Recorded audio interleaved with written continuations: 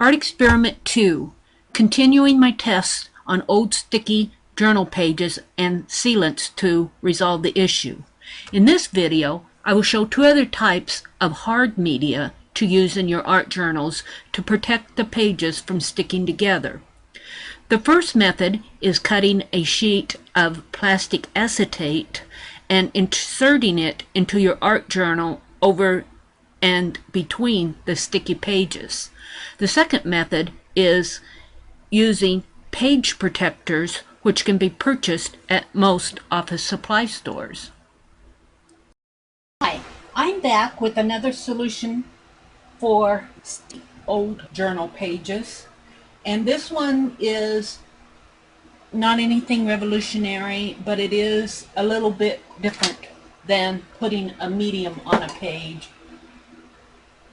And I intend to use it for special types of journal pages, and I'll show you that in a minute here. But what I have, of course, is my paper cutter, and I purchased this big roll of acetate from Dick Blick, and I purchased it with the idea of doing stencils, and I'm still doing stencils, but I have plenty to use, and I think that I'm going to make some, you could use page dividers for this. I just happen to want to use my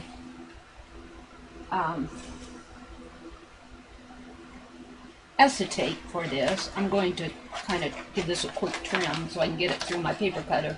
I want a nice cut on it, but I can't get it all in there. So I measured the page, and it's 12 inches and 9 inches from this outside border to this outside border.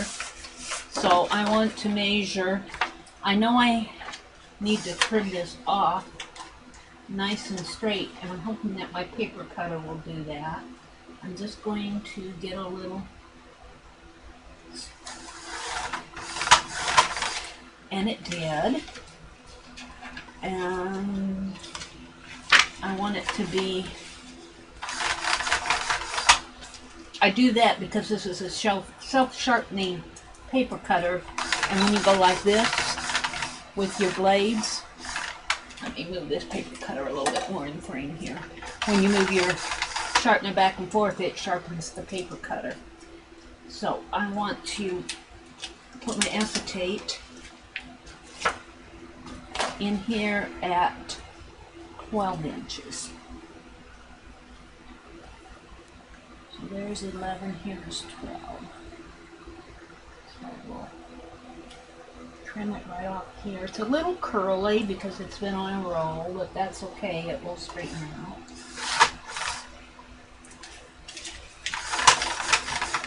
Now I want to straighten out these edges.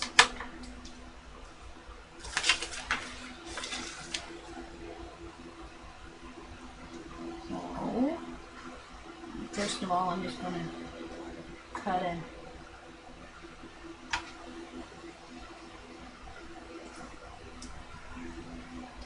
straight edge, as straight as I can. There.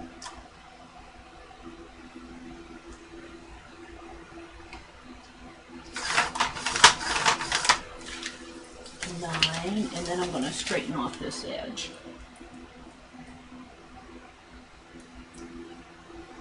Which would be 9 here.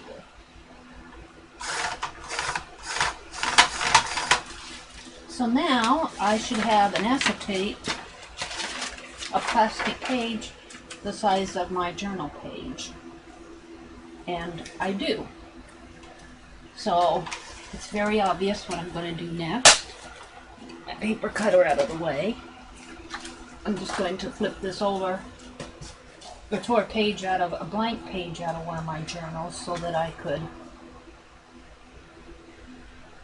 maybe I will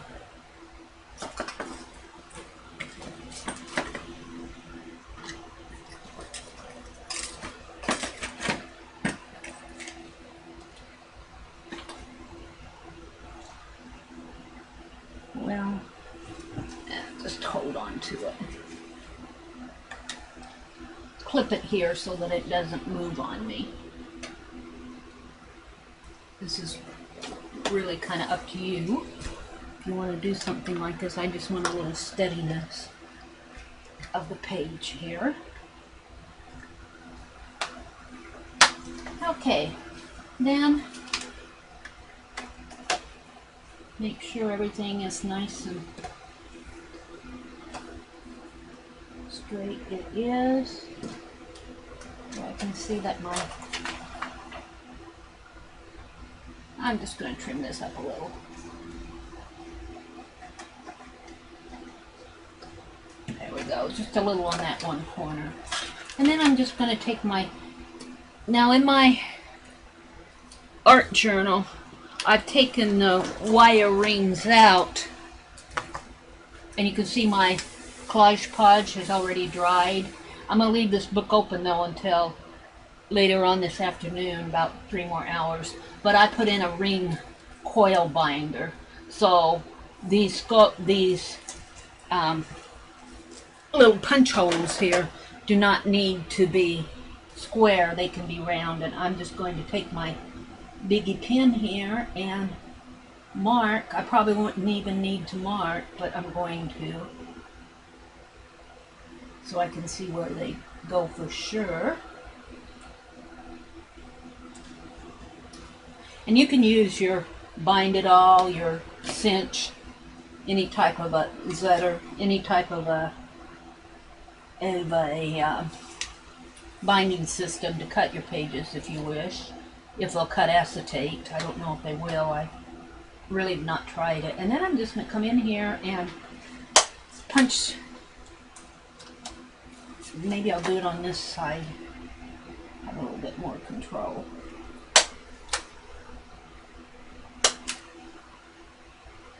Do this as fast as I can so that I can get through it. And I'll only do one page for demonstration. I have a couple pages that I want to do this for. This is pretty strong plastic, so if you do it, I would recommend only doing one sheet of it at a time. Especially if you're using your binding machine.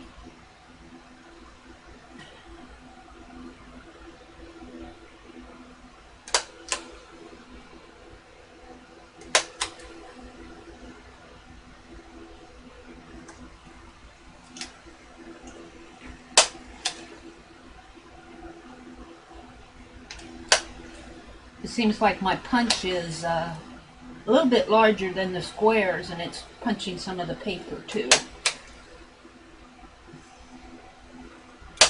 But that's okay.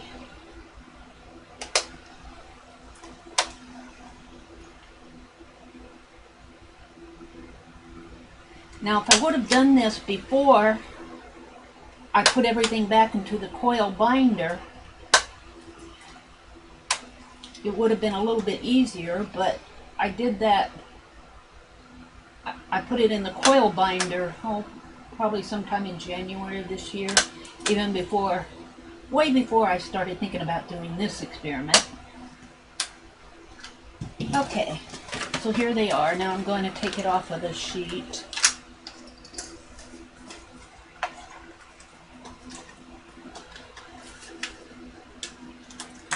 Okay. Get these pushed to one side, and here's and you can see where I have little marks on the side, but that really doesn't care. Now, if I would have done this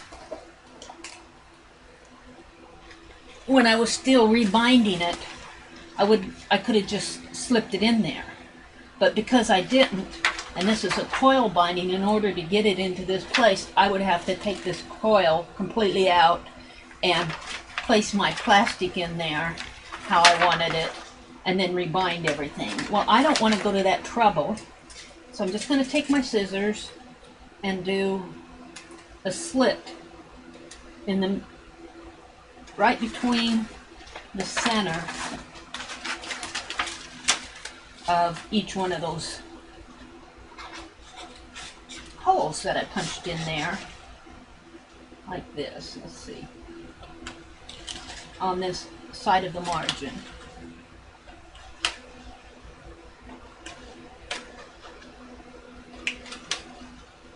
And that's rather obvious. But if you're not thinking about it, you go, oh, that's what you have to do. And this will enable me to put it in my journal, and there will still be enough hold between these little plastic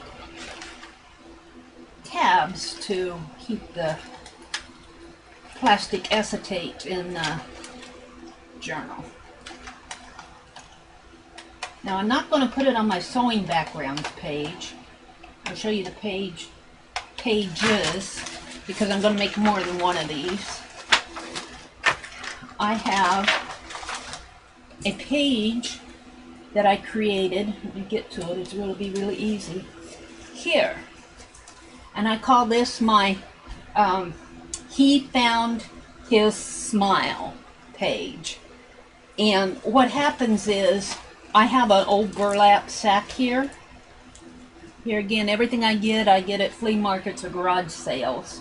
But I like this burlap sack, and I had collaged some old text paper on the bottom of this. And then over that, I had collaged a flower, and I think I made this out of a graham cracker liner that I collaged on, you know, graham crackers. They have that little plastic tissue liner in there. And then I just cut a little flower out, and then I drew on it with my, I think I used Jelly Roll pens, and made a flower.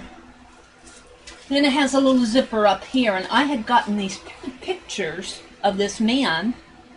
I got several of them. I think there were about five pictures, but I got 4 here. I think I used one on an ATC or something.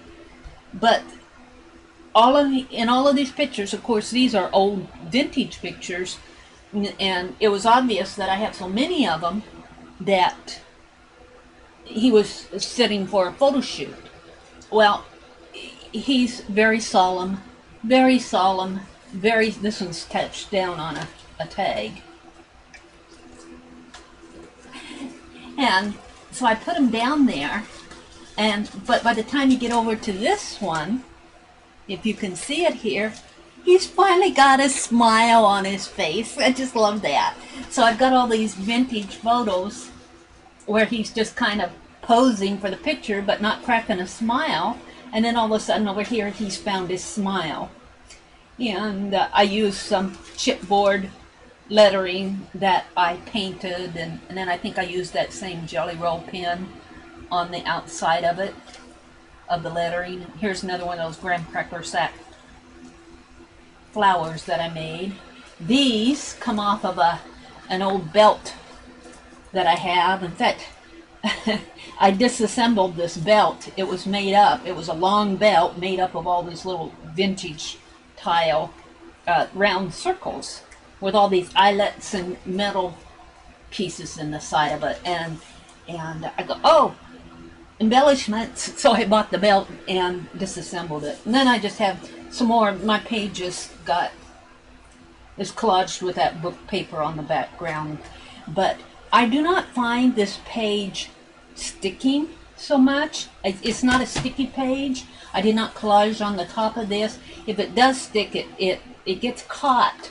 What happens is these letters, which probably need to be glued down a little bit more, they get caught up on each other, and these pictures may get caught into here.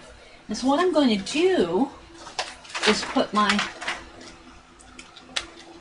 page that I made here, my divider page, right in each one of these rings, and it should just fit in there real nice. That it does. See, it's nice in there, nice, and you can still see the page. You know, if you're looking from me through the journal, all you have to do is flip the page, and this curls a little now, but I think as it's sitting in a flat book that it will. And I'm hoping that this divider page will prevent the page from holding on to other elements on the other page. Even though I really would not call this a sticky page, it is kind of grabbing at each other on the letters and that dimensional objects. Now I have another page that I'm going to do the same thing for. I'm not going to show it. I'm not going to show you as I make this. I'll make another page like this off of the video using my other sheet of acetate here. But I have this page. Now I could use one of my products on here, and I may yet do that, but it's rainy outside today and I don't want to take it outside, just to get a fixative on this, because I'm pretty sure that that's a Delusions wash and that it will probably run. I have some washi tape here. This was done on a black gesso background. See, I have black gesso over here, and then I took a whiteout pen with whiteout and drew all my designs on there, and I made it very much like a doily type effect. And then over here again I have my black gesso, and I have this hanky set, and you can't see because I put the vintage wedding photo over it, but there was a groom and a bride here, and I imagine it was a favor at a wedding. I got it at the thrift store again. I find so many neat things to art journal with at the thrift store. And then I have this vintage photograph. This is the real photograph, and I did a fussy cutting and made a groom and a bride, and used this same whiteout pen to trim around my black gesso page. Now I'm going to backtrack here. I said this was black gesso. I take that back. This is not black gesso. Neither is this over here. It's been a year since I've done this, and since then I've started working a lot with black gesso. This is one of those bingo. I don't have it with me, but if you go to the Dollar Tree, you can find those bingo markers. They're full of ink, and they're a dauber, probably a little bit smaller than an 8-ounce bottle here, probably about 6 ounces of ink in there, and it's got a little dauber on it, and they use it when they play bingo. And they have, I think they have black, red, green. I don't know if they have a yellow or not, but they have different colors, and I bought the black just to experiment with, and I put a black background on here, and that's what this is, the background. So it was just to clarify, this is not black gesso. But then I did use a whiteout pen for this. And here's my little hanky there. Now, I do not find this page sticking together. I do not find the whiteout sticking to the whiteout over here, so that really is not the problem. But I find that this sometimes, I don't know if it's the fact that it's loose. I could probably tack it down there. But sometimes it really doesn't have anything to get caught on. I'm just not quite too sure what happens. But I'm going to put another sheet of acetate over this. And I'm not covering this up completely. It'll be a sheet that'll flip over so that you can see both journal pages. So those are the types of pages that I'm going to use my clear plastic acetate sheets for. I don't want to fill my journal with them. Of course I could use them on my other pages that are sticking together and not have to bother with a sealer. But I don't want to. I don't want my entire art journal to be half acetate pages. Although that would be fun, wouldn't it, to make an art journal and then you could do art journaling on the plastic. So that may be something I'll try in the future as I talk through this. I just hit upon a bright idea. So, and I'm sure it's been done before, but I haven't done it before. But anyway, that's all I wanted to show you today. And I think that this solution with my page here is going to keep these letters from hooking on to these letters and these elements. And when I say hooking, I don't mean that there's anything that's sticky on them. It's just that they are dimensional and they catch on each other. The dimensional objects kind of grab onto other dimensional objects on the other side. So that was another solution for my coating my journal pages, and as you can see here already, my well, this didn't stick either, but I think it will once I get it weighted down again. But this has been waxed, and that's been doing very good. It did not do good with the decoupage, just kind of doing a review here. I have my barn quilts page that I waxed, and I think that did very good. I have my sewing page that I tried my decoupage on, and it did not work at all. So then I used my collage page on it, and so far as I've been thumbing through this, it's been doing just fine, no stickiness. Then I'm going to leave this out for another couple of hours, then I'm going to weight it down with heavy books again, and tomorrow I'll open this up and I'll see if it opens up as nice as intended. And some of these pages, like this page, I probably shouldn't be showing you this page because I want to show it to you separately, but I'm going to show it to you anyway. Once I separate some of these pages, like this one in particular, as long as I have the book open, it's doing fine. But once it gets weighted down again and closed up and stored, this will start sticking to each other again. So I think I'm going to put it in, because this is very dimensional. In fact, maybe this was a good page to show you. I think I'm going to put another sheet of acetate in here to keep it from sticking to this page, because I cannot see doing, there's a tag here, you lift up, I was playing with putting a doily. This is a doily, and I put an old cross-stitch chart, and I have some corrugated cardboard,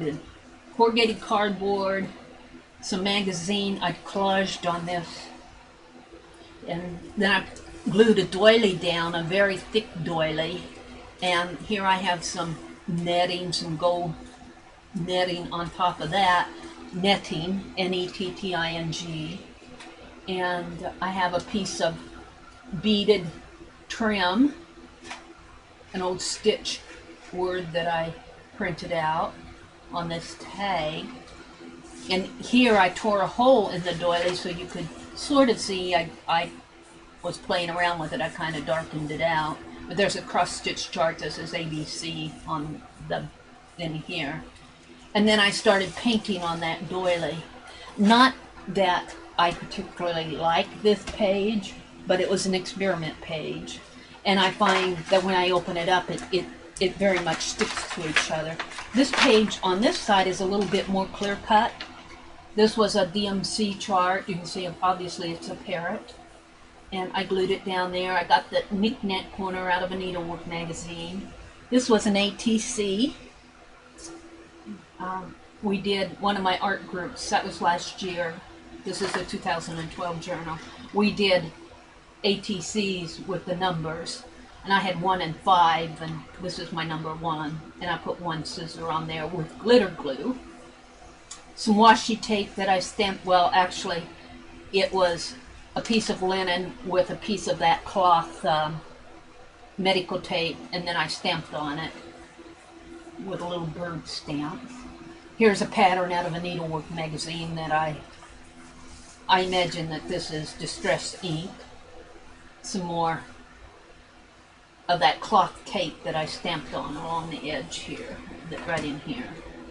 And over here, I don't know if you can see it or not, it's very shiny on the edge. There's some glitter there. I don't know where that came from. Oh, it probably came from this page, because there's glitter on this over here.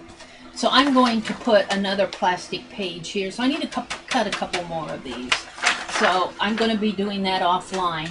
But I wanted to particularly show you how I cut and made an inset page out of plastic acetate.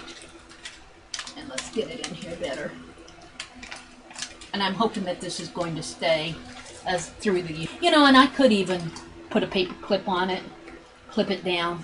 Now you can see I'm having a problem. Here's another one. I know what's between these pages. I'm not going to rip them apart, but this is the problem we're trying to solve by all these different methods.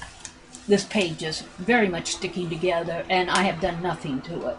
So that will be another page I will be working with in one of my videos. And speaking of my videos, since I'm doing so many different methods, okay, I've got the acetate, I've got the waxed, I've tried decoupage, I've done collage podge. I want to try out Mod Podge for paper. I know the glossy Mod Podge will stick to itself, but I don't know how the paper Mod Podge will work. And I might work on that on this one that's sticky. So I've got a few more products here. I've got some glazing products. I've tried the archival varnish. We'll put that over there. So I've tried 5 now. And tomorrow I'm going to flip this book open and we'll test this again just to make sure it's staying in there. And we'll test out my sewing page here to make sure that it's not going to stick to each other. So that's all I have to show you for today. And when I have all these products, so what I was going to say is I'm going to make me a chart and I'm going to rate it. I'm going to rate each one of these tests that I try as to how effective they are for resolving the issue of old sticky journal pages. And it will only be for old sticky journal pages because I'm sure these products that I'm showing you here are good for other purposes. But closing a collage journal that you've worked on and resolving the stickiness between the pages. Okay, I wanted to continue on with another non-gel medium or non-liquid medium solution to stickiness on journal pages. I showed one where I put the acetate, cut a sheet of clear acetate and fit it into my 2012 art journal. What I have here is an art journal that I started in 2013. In fact, it was January of 2013 when we started our creative art journaling group where we swap art journal pages every month. And I have thoroughly enjoyed this. As you can see, my art journal is growing quite thick. In fact, I had it in a normal size ring binder and I had to move it to a 3-inch size ring binder. And I'm hoping that this, and I'm pretty sure that this will last me to the end of the year, and I'm going to think about doing something on the cover. This is just a 3-ring binder that I got at Goodwill or at one of the thrifts around here. But what I wanted to show you was a common sense solution if you have pages that fit 8.5 by 11 or 8 by 10 is the consistent size that we are using, and that is an I've got this, that particular one is upside down. Page protectors. These are by Avery and they're non-glare, acid-free. Sure, you can get them at any office supply store. Here is a page that Giselle sent me in August of this year, which is this month, and it is a vintage sewing theme, and she made it out of canvas paper. There's nothing on here to make it stick to another page. However, another page could stick to it. And she made tags and a little canvas dress. I just adore this page. She's got little spools here. She's got my initial hanging off of a chain. She's got a little, one of these little tags is a dress form. And she knows I adore dress forms. And then on the back she has more a vintage dress. Our theme was vintage sewing. She's got some white roses here and a tag where she jazzed up a stern old lady from the past and gave her a pretty blue dress and did stitching around it. Well, it's a very dimensional page with everything on it. So it fits very well into this 8.5 by 11 ring binder, plastic binding. I have to get up here to get it in there. I just kind of swoosh it in there. And not only can you, the mat sort of prevents you from seeing it in its full glory, but you can always just reach in and pull it out like I did when I showed it to you. And of course, anything on the other side here that would be sticky would be prevented from ruining your other page because of the page protector.